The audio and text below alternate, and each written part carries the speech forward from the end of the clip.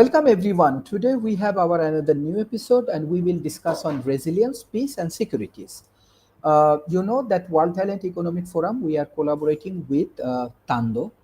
Tando is one of the great institutions based in Texas, Austin, and they are developing climate leadership program, startup development program. And you know, in Bangladesh and in South Asia, right now we have some sort of political unrest.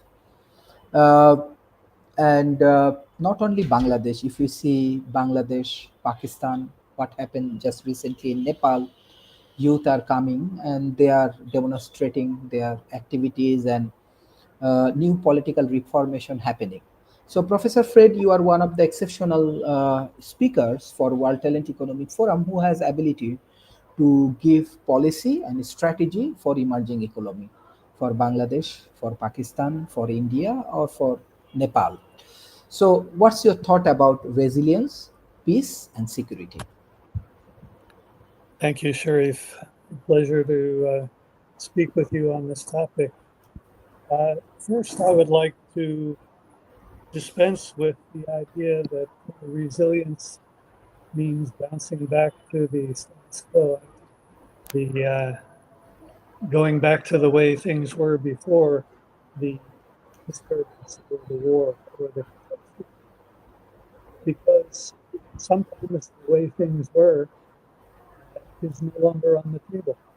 That physically you cannot. Let me give you a couple of examples from natural catastrophes, and then we'll move to discussion of peace and war. With climate change, as you know, hurricanes are getting more powerful because of the heated atmosphere. And people who live on barrier islands or low-lying coast areas are finding that they can't go back to rebuild their homes because their whole village has been wiped out. The island no longer exists, or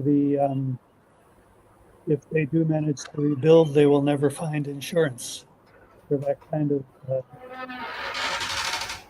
kind of condition in such an area again. So they can't go back. What are they going to do? A bigger example is the construction of the Three Gorges Dam in China. That displaced 1.3 million people from their homes, and their former homes are underwater. There's no way they can go back. So what does resilience mean in a situation where you cannot go back? We have to talk in terms of goals and missions and objectives and so on. We have to know where we want to go, what we want to achieve for our organization, for our own individual life.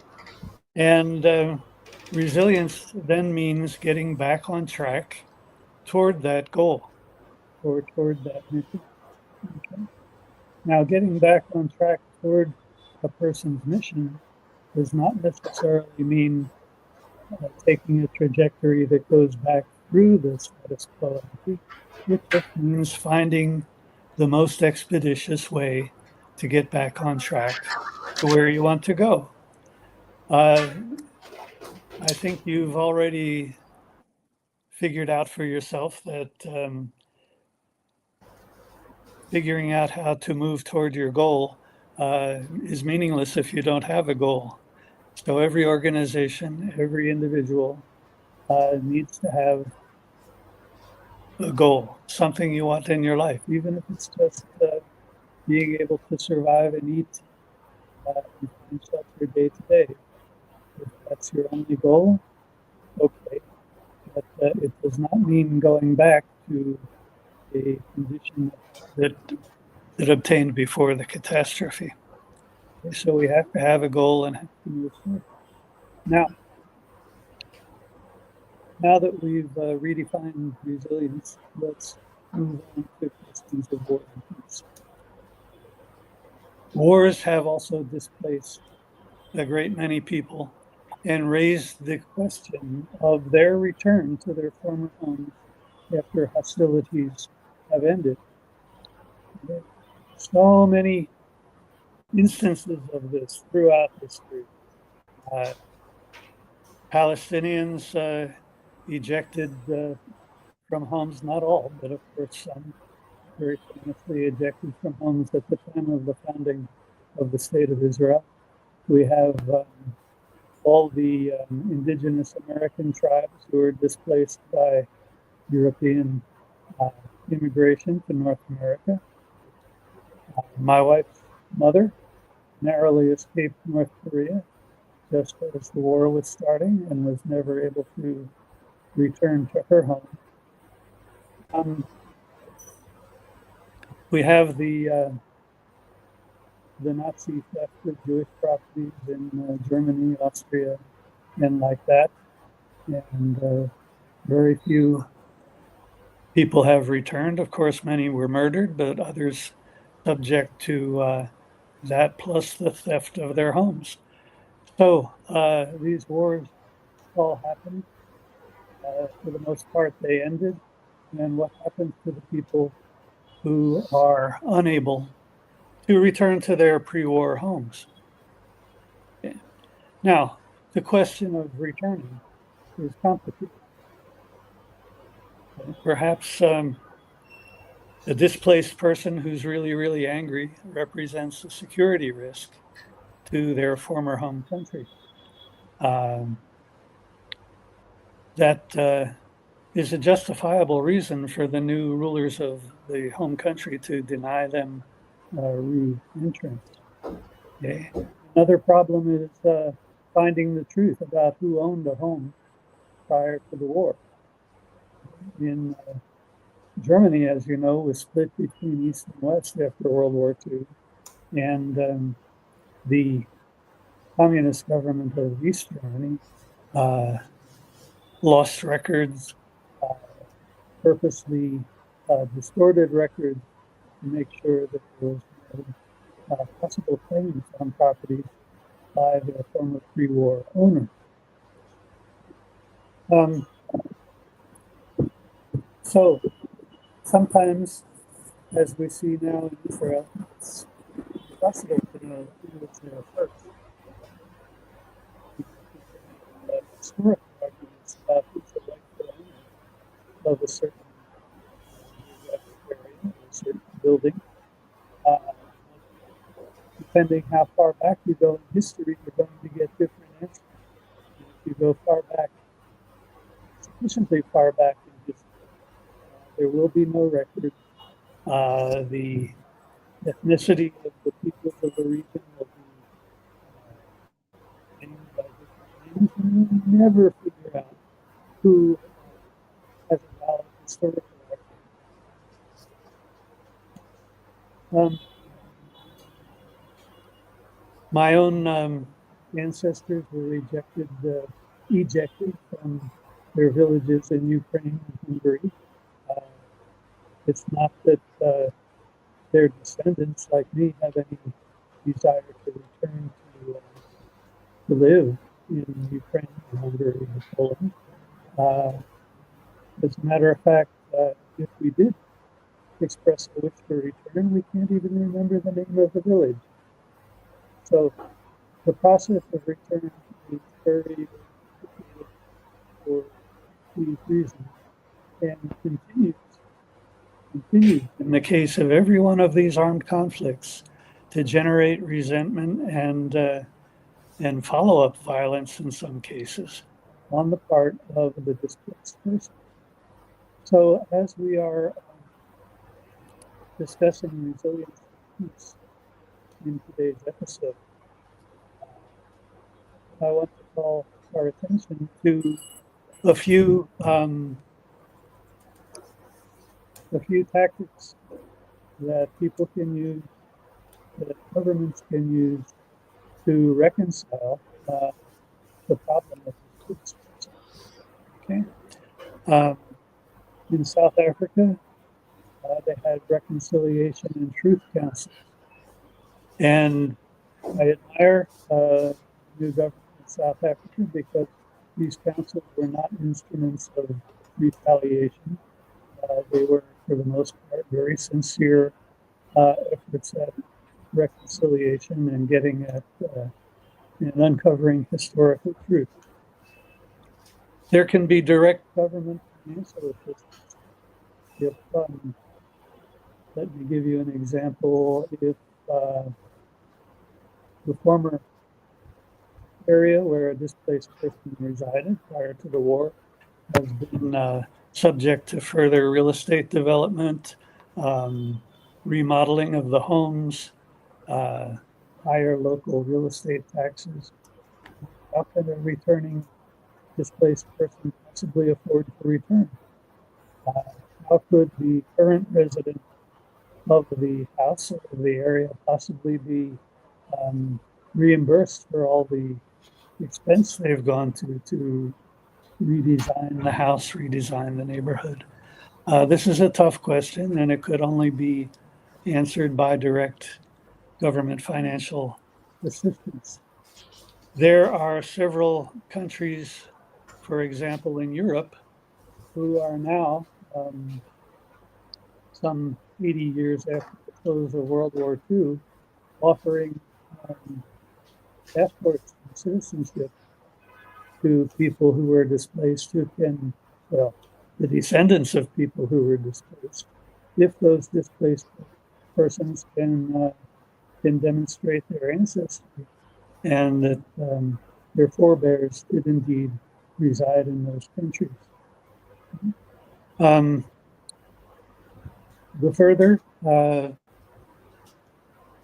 measures that might be taken are just lessons for the displaced persons themselves and lessons for the people who are currently residing in the war-torn area. And those lessons, I might suggest, would include that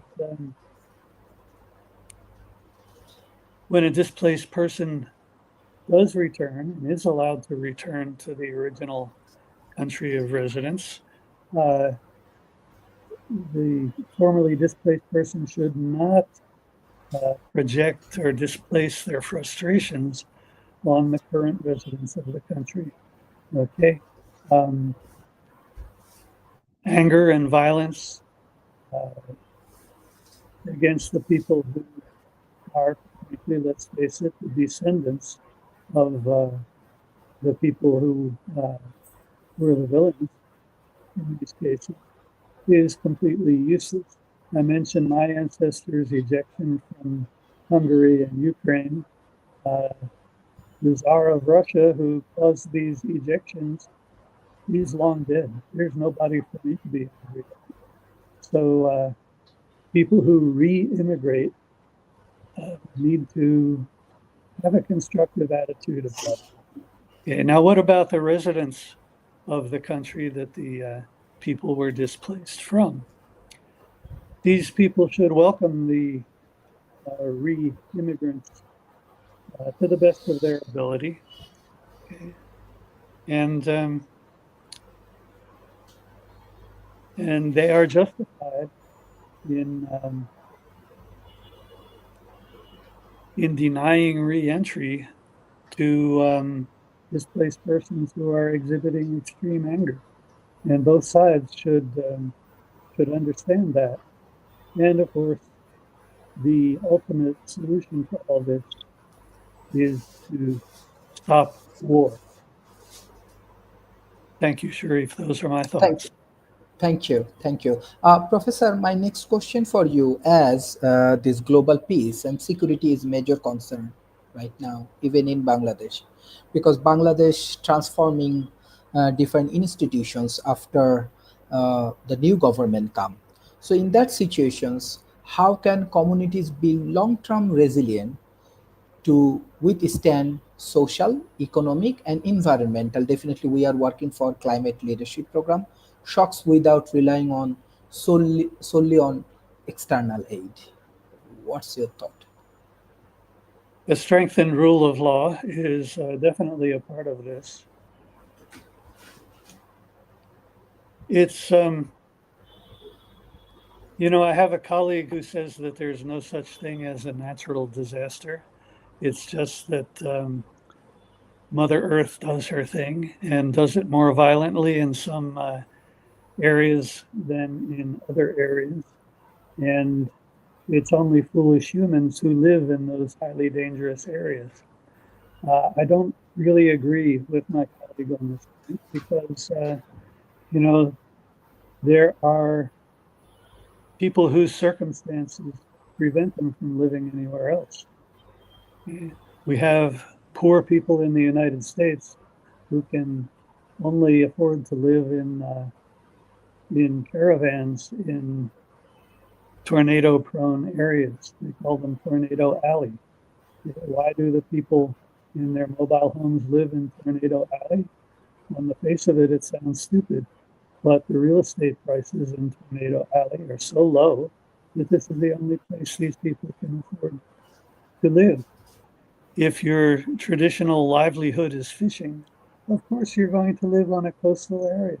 There's no arguing about that. And coastal areas with rising sea levels and strong hurricanes are extremely vulnerable to these extreme weather events. So what can be done?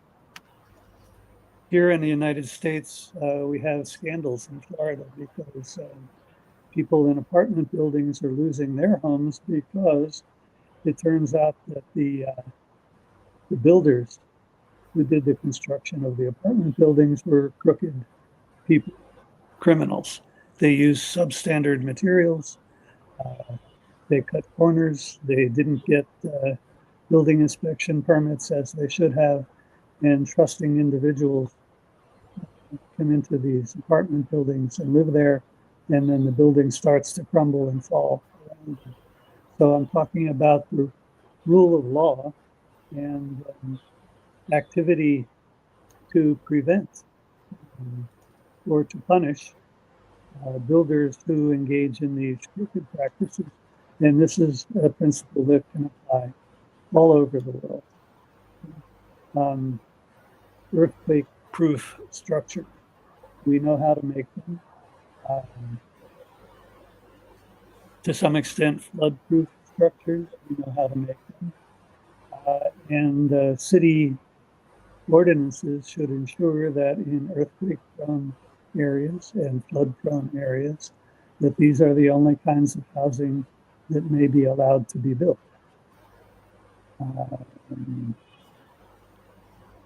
So with the rule of law, a lot of other social conventions evolve in ways that help resilience. I'm not in a position right now to make a catalog of these. I'd have to think on my feet to mention them, but the rule of law is just critical to all this. Okay? Having an understanding and acceptance of the phenomenon of climate change. And Sharif, you were kind to mention Tondo Institute's certificate in climate leadership. And this certificate program produces a core of change agents who can help their employers, whether their employers be NGOs or government agencies or corporations, to understand the reality of climate change, to forego any kinds of greenwashing, to ensure compliance with environmental regulations, and to just be change agents, cheerleaders for widespread understanding of climate change and its consequences. Okay. Okay, I think that's enough for that question. This is how communities can achieve this kind of resilience. And it depends very heavily on the rule of law and law enforcement. Thank you. Professor, my next question for you, what role do educations, as Tando working for educations, and youth engagement? You are talking about climate leadership. I am observing, let's say, IIT, Kharagpur, different universities in Bangladesh, even our external partner from Pakistan, from Japan, they show their keen interest about education and youth engagement. So my question, what role do education and youth engagement play in preventing conflict, and sustainable peace in fragile societies.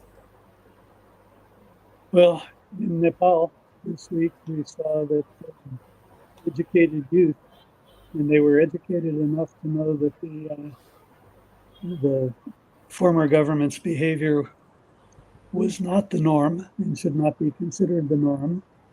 And it did result in short-lived violence, didn't it? But the violence was short-lived. It was tragic. People died. And we hope that the country will recover quickly from that and move to a new regime that is more fair to every Nepali. In the United States, you probably know if you've been reading the news that we are very, very close to political violence, and we have to try very hard to create dialogues that will prevent any further political violence.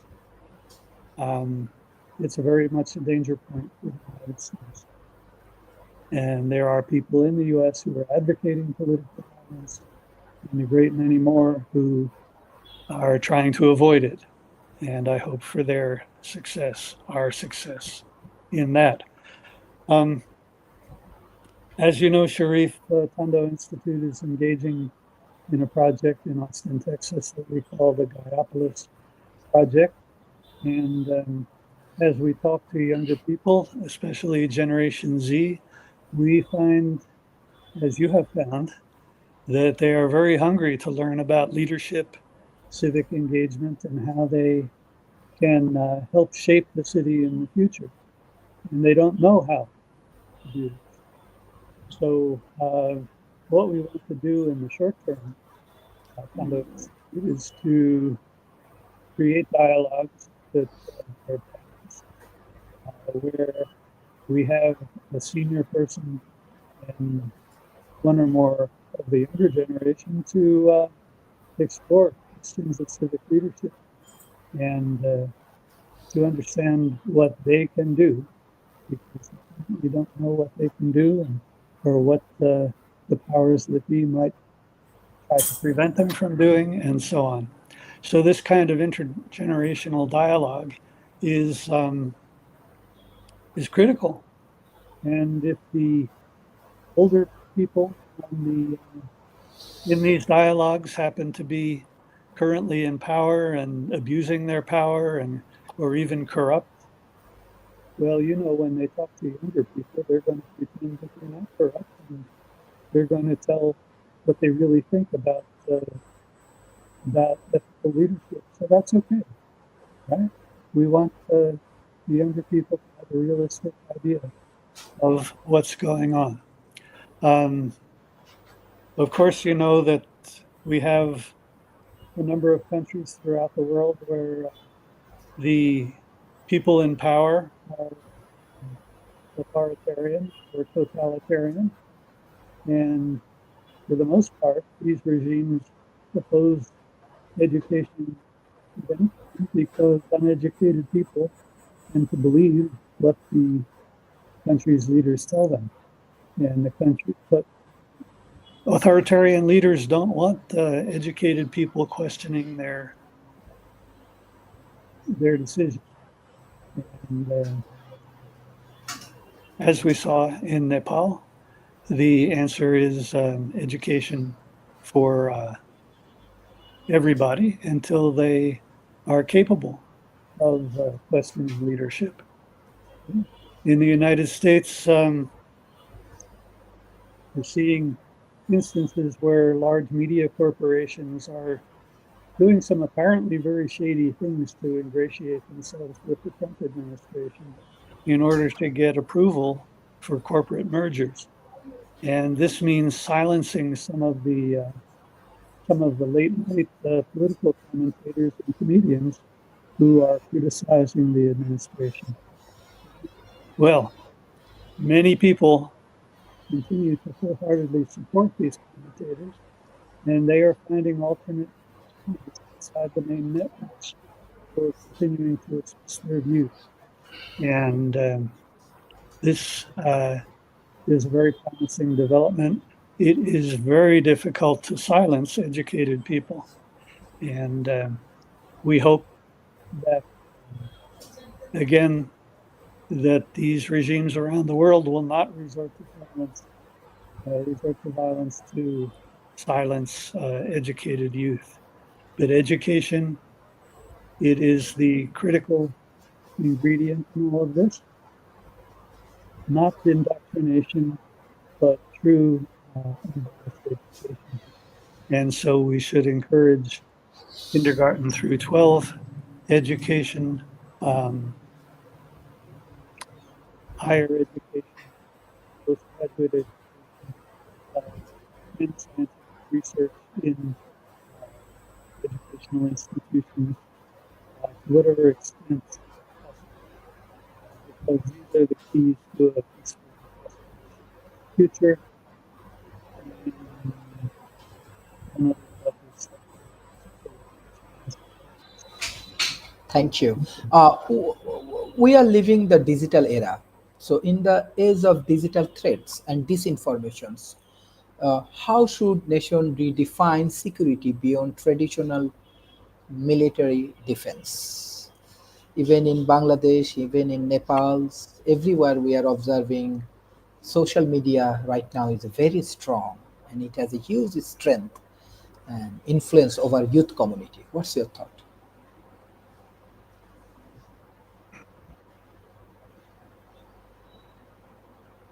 let me start by saying I've personally experienced some attempted incursions on my security that have only failed because I don't have any secrets.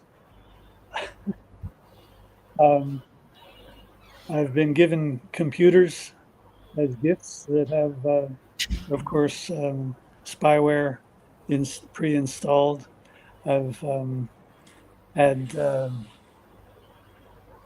friendly approaches that actually remained friendly because even if the new friend had a hidden agenda, I didn't have any secrets to disclose.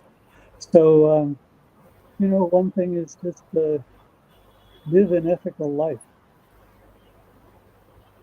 It's not always 100% possible, but if you live an ethical life, you won't have any secrets that people can use against you. Traditional warfare, in a way, is extinct. It's been totally transformed by drones, by cyber warfare, and some countries' military is quick to adapt, and most countries' military are slow to adapt. I live in New Mexico now. That's the U.S. state that's adjacent to Texas. And New Mexico has always had extraordinary strengths in quantum science. So now, as you know, we're anticipating that quantum computers will crack every cryptographic method that we have and use in today's world to protect your bank accounts, to protect national security documents, to protect cryptography, to protect items on the blockchain. People anticipate that quantum computers are going to wipe this out. We have security questions that we cannot begin to answer. We have a short time to try to answer them. Because I was at yesterday, the New Mexico Technology Council's annual tech summit, and the panel on quantum technology said that general purpose quantum computers will probably be available in the year 2033. All right, it gives us 7 years to figure out how to protect all the information that's cryptographically protected in the year 2025. Oh, there will be an escalating back and forth. between people who invent new security procedures and clever people who find ways to defeat those security procedures. There will be fact-checking sites and even fact-checking AIs that will exist to counter misinformation. I think the purveyors of misinformation will be better funded than the originators of fact-checking mechanisms. And a government who's interested in truth will provide greater support to fact checkers. But again, good unbiased education from kindergarten, first grade, elementary school, all the way through postgraduate school is better than a fact checking, because people will have the ability to exercise critical thinking and see for themselves what appears to be factual and what appears to be misleading counterfactual. Thank you. Professor, my next question about policy. You are expert one of the climate policy and all of the things. So how can policy simultaneously address human security, food, health, and climate, and national security without creating trade-offs? There will always be trade-offs. Okay, we here in the Southwest United States depend on avocados. We eat avocados imported from Mexico, and Mrs. Sheinbaum, the president of Mexico, and Mr. Trump, the president of the United States, are casting insults at each other, and it's affecting tariffs. And so, the logistical aspect of food transportation comes up with a trade-off against political reality. And there's no avoiding that. We would like to be able to import food from wherever, and we do, and not just food, but most cut flowers in the flower shop come from fields in the Netherlands. And can you imagine how inefficient that is to put flowers and fruits on a ship and take them across the ocean to another country? I mean, we appreciate having those foods, but the environmental pollution produced by that transportation cannot be ignored. So there will always be trade-offs. Food security, we have to have mechanisms, and most of the existing mechanisms are mediated by nonprofit organizations, NGOs, to rechannel food waste, because there's more than enough food wasted by restaurants and grocery stores and distributors in the United States to feed all the hungry people in our population. But we, as I understand it, we grow and produce more than adequate amount of food to feed everyone on the planet. The problem is distribution, and distribution involves entrepreneurial mediation, but it also involves environmental pollution. So we will need to import to our respective locations enough food to have a balanced diet, get all the nutrients we need. But in the long run, we may need to reduce the number of foods, the variety of foods that we import. It might be an unsustainable luxury. But I'm less concerned about the luxuries of the affluent class than I am about the nutrition of the, let's be blunt, the poorer people on the planet. So let's concentrate on that. Thank you, Professor. My next question about innovation. What innovative partnership between government, civil society, and private sector can foster both peace building and resilient in conflict-affected region. And Tando can play the roles like country like Bangladesh or Nepal or these countries. Our audience should know that Dr. Sharif did not show me these questions in advance, so I'm I giving you understand. top of the head answers that may not be complete answers. Understood. Yeah, But my apologies. Yeah. again, let me refer to yesterday's technology summit here in New Mexico. The speakers kept saying the word ecosystem, ecosystem, ecosystem, as if it were some kind of magic word. And they do understand.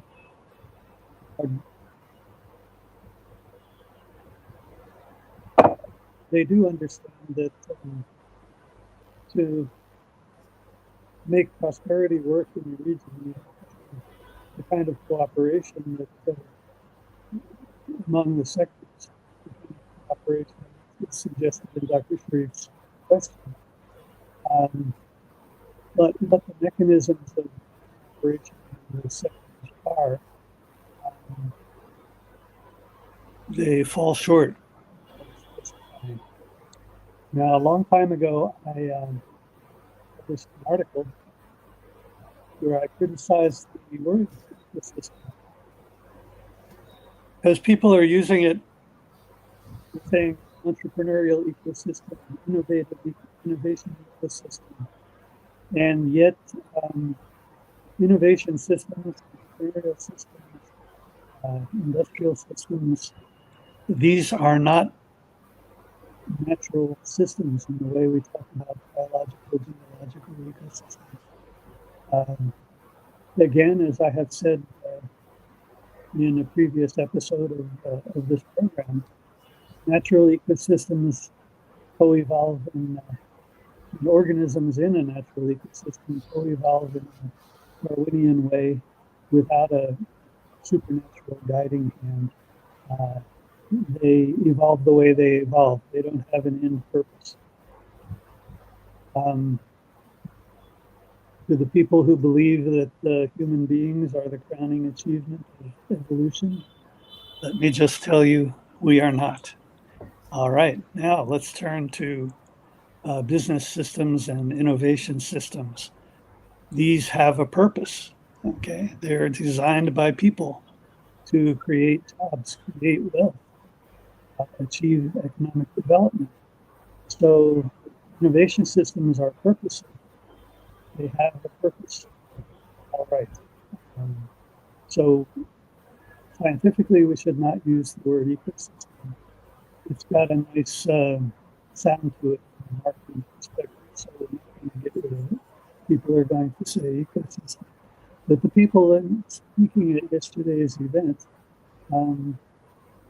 yeah, they seem to think it was something magical. Yes, you need to achieve cooperation among governments at different levels, the civil population of the city, the NGOs, the corporations, the entrepreneurship nurturing organizations, the entrepreneurs themselves. But the big question overlooked in yesterday's discussion was, who's going to do it? In other words, the element that needed to be mentioned but was not mentioned was leadership. Okay, who's going to step up to be the leader? Okay, we had several instances of very prominent people who were often very wealthy people and did not have a personal interest in it, to take the reins of different regions around the world. In southern Brazil, in Texas, in southern France. And I've detailed all these in another paper that I can get to you if you're interested. And these leaders have to emerge or they must be pushed to the front of the parade. And identifying these people, not always easy, but leadership is really the key to this, to making the different sectors work together. And it takes a person with extraordinary influence and negotiation skills, because some of the actors in the system will be not interested, and others will have their own hidden agendas, and other people will, actors in the system will step up and take leadership roles. So achieving what people are calling an ecosystem, I think even to use the word, are not appreciating the very difficult role of identifying a leader, and then the very difficult role of leading. Thank you. Professor, you have this project for Gayapoli strategy. Yes. I see Bangladesh, India, Pakistan, they have a huge interest about Gayapoli strategy. For our audience, if you share your Gayapoli strategy and your activities in Texas, Austin, maybe our audience will get into it and they can get some. Yes. A lot of knowledge-based regional economic development initiatives have been built in the last 30 years on the model that we call the Technopolis model, focused very much on leveraging local knowledge resources, like first level universities, to spin out companies, uh, use them as attractors to get company relocations from outside the region, and really achieve economic development based on high tech. This has actually worked wonders in many ways over the last 30 years, increasing wealth, creating jobs, all the things that economic development officials usually claim to be their objectives. But 30 years, over 30 years, we have had ample opportunity to understand the shortcomings of this. And just to name a few, um, it is choking traffic, many traffic jams when city planning has failed to keep pace with the growth of the city. Sky-high rents for apartments and offices that drive out poorer populations. Oh, let's see. Yeah, actually, the destruction of some neighborhoods. A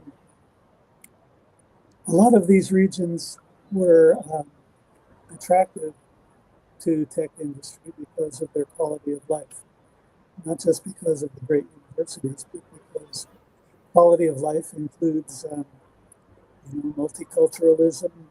It includes recreational opportunities, cultural opportunities like the arts and performances, and also, of course, good education for at the elementary level. Okay, now, who creates this quality of life? Of course, some of it has to do with the natural topography of the region, lakes and hiking trails and things like this. But quality of life is created by artists, by musicians, and by teachers. And when the rents go up beyond what artists, musicians, and teachers can afford, they are forced to leave the city. And then the potential for nice museums, nice performances, music venues, and so forth decrease. And ironically, the economic development success has reduced the quality of life. So, one of the Tondo Institute fellows, his name is Sheridan Tatsuno, wrote a book called The Gaiapolis Strategy. Now, Gaia, in Greek mythology, was the goddess of the earth, and polis means city. So instead of technopolis, We now have a concept of Gaia-polis. And this means the earth-sustaining city, the earth-regenerating city, the bio-city.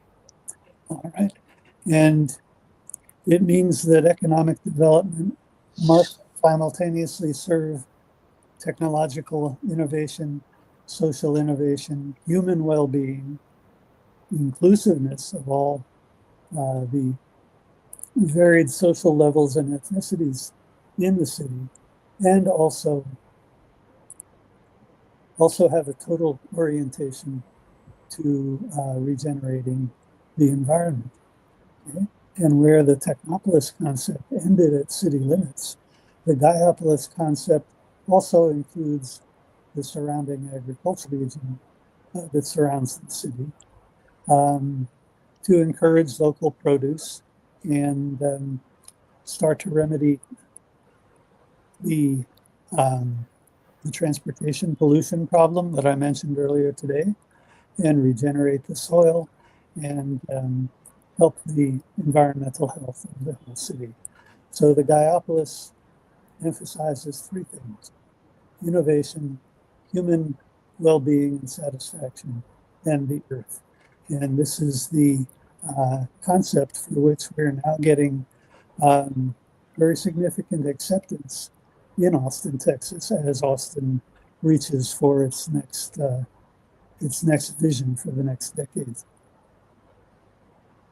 Professor, the final comments, how this climate leadership can make a good ecosystem for Bangladesh or for emerging economy. When I had the privilege of speaking at Dhaka University, an opportunity that you provided for me, Sharif, I was talking about all the, if I may use the word, all the evil that has been done under the disguise of pro-environmental action on the part of corporations, generally called greenwashing. Okay, it looks like you're doing something for the environment, and really you're not. I could give you many examples. Just one would be a company continues to pollute and buys carbon offset credits, and the bank that deals with the carbon offset credits is a complete failure, and nothing happens to improve the environment. And the corporation really doesn't care about the environmental impact. The corporation just cares about its public image. Well, this is the kind of thing that we hope to train climate leaders to eliminate. There needs to be awareness both within a corporation and outside the corporation that some apparently pro-environmental measures are just a sham, and to embarrass the employers into improving their behavior. Now, sometimes, of course, you have regulations about materials that are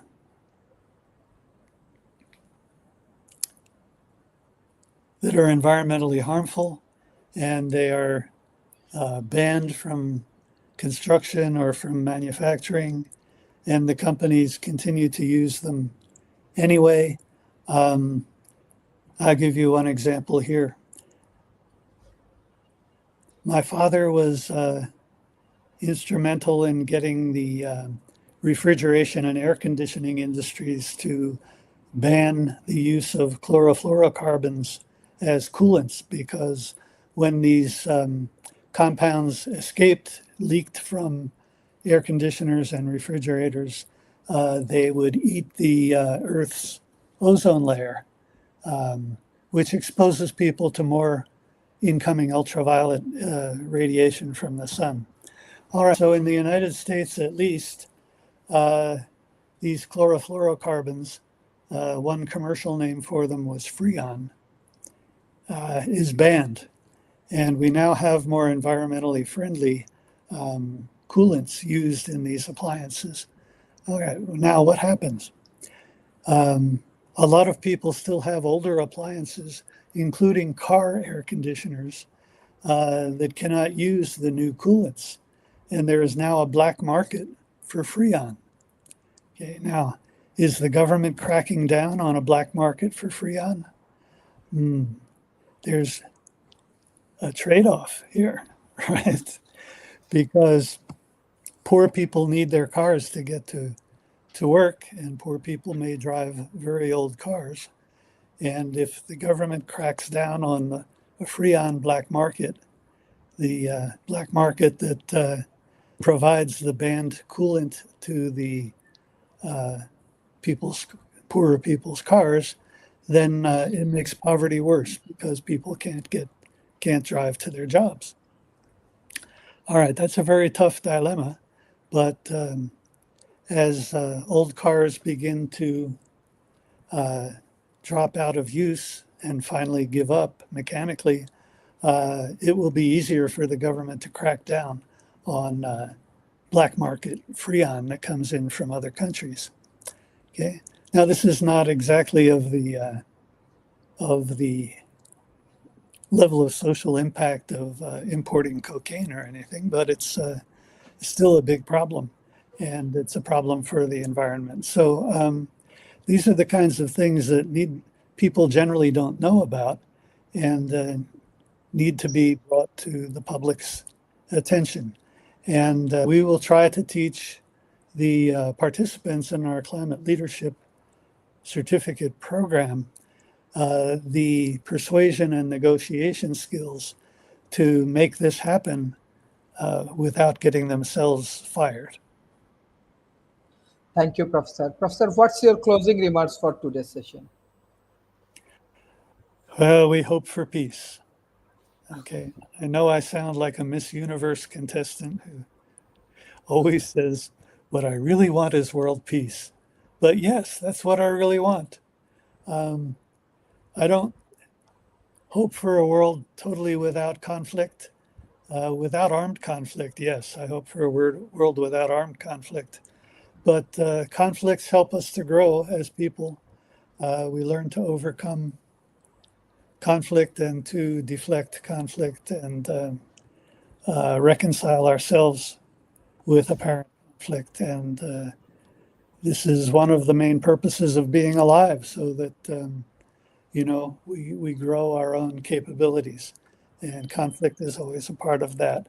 So I hope that I pointed out some ways that that we can address one aspect of resilience and peace, and that is to find ways to peacefully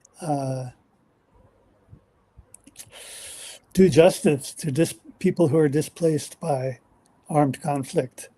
Of course, we have many people who are displaced by natural catastrophe, displaced by climate change, and of course, we want to educate climate leaders to deal constructively and humanely with climate migrants, as well as with war-based displaced people. And that's my closing remark. Thank you, Professor, for your excellent contribution for World Talent Economic Forum. And I request all of our audience, please share our content as much as possible with the government agency, corporation, and academia. Through these collaborations, hopefully with Tando Institute, we can make great progress for emerging economy. Thank you. Bye-bye and take care. Thank you.